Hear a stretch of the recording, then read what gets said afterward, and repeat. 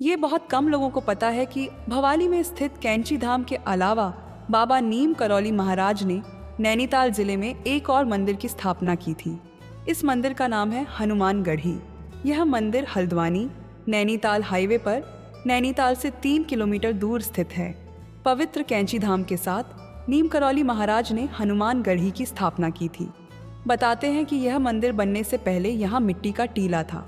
बाबा ने लगभग 1 साल तक तपस्या की थी, जिसके बारे में कहा जाता है कि वह उस क्षेत्र के लोगों की रक्षा करती है।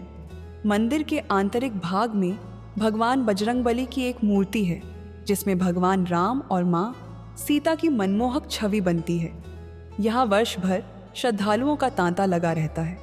नैनीताल आने वाले लोग हनुमान गढ़ी अवश्य आते हैं। नव वर्ष पर विशेषकर बजरंगबली का आशीर्वाद लेने लोग अवश्य आते हैं। हनुमान गढ़ी नैनीताल जाने के लिए निकटतम रेलवे स्टेशन काठगोदाम है और हवाई अड्डा पंतनगर है। नैनीताल से 3 किलोमीटर के आसपास दूर इस मंदिर के लिए हल्द्वानी काठगोदाम से रोड माध्यम द्वारा सभी यातायात के साधन आसानी से मिल जाते हैं। नाम सुनते ही शरीर में एक सकारात्मक ऊर्जा का संचार होने लगता है। मन में असीम शांति का अनुभव होने लगता है। हर दुख दर्द दूर होता दिखने लगता है। हालांकि बाबा अब इस दुनिया में नहीं हैं, लेकिन कहीं से ये नहीं लगता कि वे पास नहीं हैं। बाबा जब दिल दिमाग और जहन में उतर जाए तो फिर आपको भी इसी तरह का आभास होगा। ऐसा ही अनुभव और एहसास होगा। आप हर घड़ी बाबा को अपने साथ महसूस करेंगे और जब बाबा साथ हो तो चिंता किस बात की। भक्त नीम करौली बाबा को नीम करौली बाबा के नाम से भी पुकारते हैं। नीम करौली बाबा को हनुमान भगवान का अवतार माना जाता है।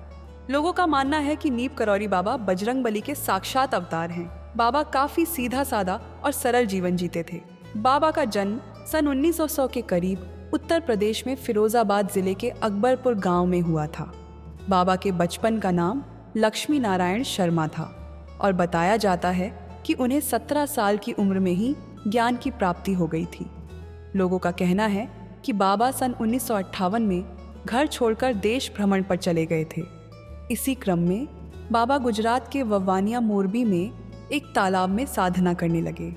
इसके बाद लोग उन्हें तलैया वाले बाबा कहकर बुलाने लगे। इसके बाद बाबा कई जगहों पर रहे। इस दौरान उन्हें बाबा लक्ष्मण दास, तिकोनिया बाबा जैसे नामों से भी संबोधित किया गया।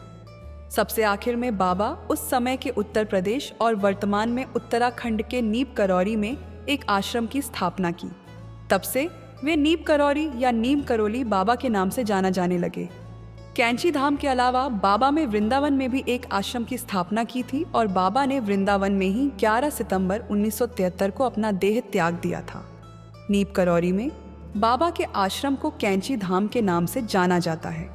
यह नाम दुनिया भर में प्रसिद्ध है।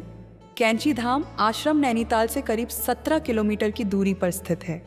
यहाँ के मंत्रमुग्ध कर देने वाले वातावरण में आकर आप खुद को खो देंगे।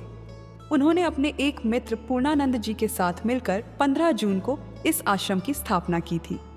तब से यह आश्रम कैंची धाम के नाम से विश्व विख्यात है। स्थापना दिवस पर यहाँ हर साल 15 जून पर एक मेले का आयोजन किया जाता है। इस मेले के समय यहाँ भारी भीड़ जुटती है। आश्रम के पास ही एक गुफा भी है। बताया जाता है कि बाबा इस गुफा में तप, ध्यान और साधना में लीन रहते थे। श्रद्धालुओं के लिए यह गुफा भी एक पवित्र स्थल है।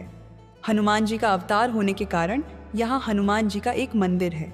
बाबा के परलोकवासी होने के बाद यहाँ उनका भी एक मंदिर बनाया गया है। इस मंदिर में बाबा नीम करौली की एक भव्य प्रतिमा स्थापित की गई है। कैंची धाम आश्रम के बारे में मान्यता है कि यहाँ आने वाले हर श्रद्धालु की मनोकामना पूर्ण होती हैं।